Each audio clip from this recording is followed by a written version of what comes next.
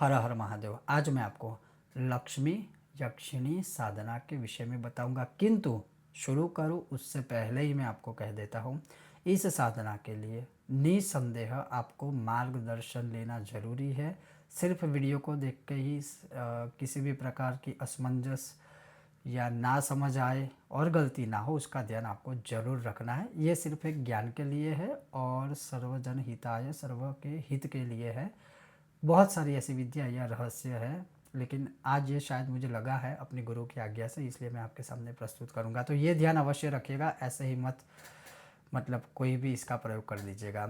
अब वो क्या है वो आज आपको मैं बताऊंगा, पूर्ण रूप से समझाऊंगा। अगर आपको यह विषय वीडियो पसंद आए तो लाइक करें, शेयर करें, चैनल पर नए हो तो सब्सक्राइब कीजिएगा। तो चलिए शुरू करते हैं कि स्वगृहे संस्थितो रत्तैः करवीर प्रसूनकैः लक्ष्मा वर्तयन् मंत्रम होमम कुर्यात् दशांशतः।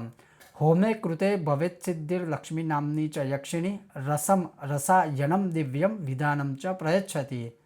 ओम ऐं लक्ष्मीं श्रीं कमल धारिणीं कलहंसी स्वाहा। क्या है तो अपने घर में स्थित लाल कनेर के फूलों से अर्चन करें और लक्ष्य मंत्र जप करके उसका दशांश यज्ञ करें। हवन करने से लक्ष्मी नामक जो यक्षिणी है वह सिद्ध हो जाते हैं और साधक को दिव्य रसायन और विधान प्रदान करती है। और जो मंत्र है वो मंत्र ये है, कौन सा? ओम ऐं लक्ष्मीं श्रीं कमलधारिणीं कलहंसी स्वाहा, ये मंत्र है। अब उसको मैं थोड़ा विस्तार से आपको समझाऊं। एक चीज़ स्पष्ट कर दो, इसमें कहाँ पर भी या कहीं पर भी इस विषय में ना विनियोग है, ना छंद है, ना न्यास है, कुछ भी नहीं है।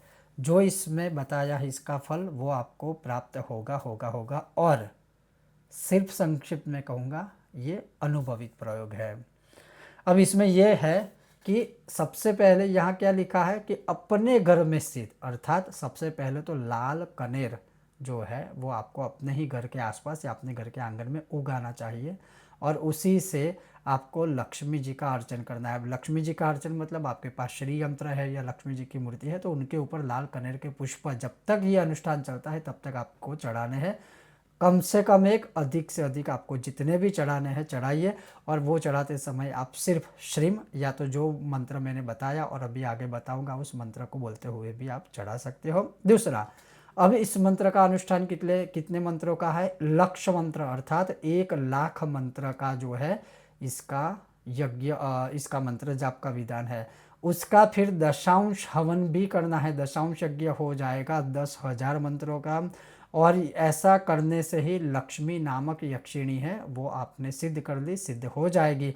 और उन्हीं की उस सिद्धि के कारण यह अनुष्ठान करने के वरदान स्वरूप आपको वह जो है रसायन ज्ञान प्राप्त करवाएगी, विधान प्रदान करेगी। और मेरा तो एक ये मानना है कि जो भी चिकित्सक लोग हैं उनको अवश्य यह अनुष्ठान करना चाहिए, क्योंकि वो उस फील्ड में है, रसायन ज्ञान जो है वह उनको प्राप्त है, उसमें और अधिक आपको एक पावर मिलेगा, शक्ति मिलेगी। तो अगर आप मानते हो, बिलीव करते हो और जो भी चिकित्सक लोग हैं उनके लिए सबसे उत्तम अनुष्ठान है। और ख़ास करके जो डॉक्टर आदि लोग हैं, मैंने वो आपको कहा। अब वो मंत्र कौन सा है? तो वो मंत्र है ओम ऐं लक्ष्मीं श्रीं कमलधारिणीं कलहंसी स्वाहा, ये मंत्र है।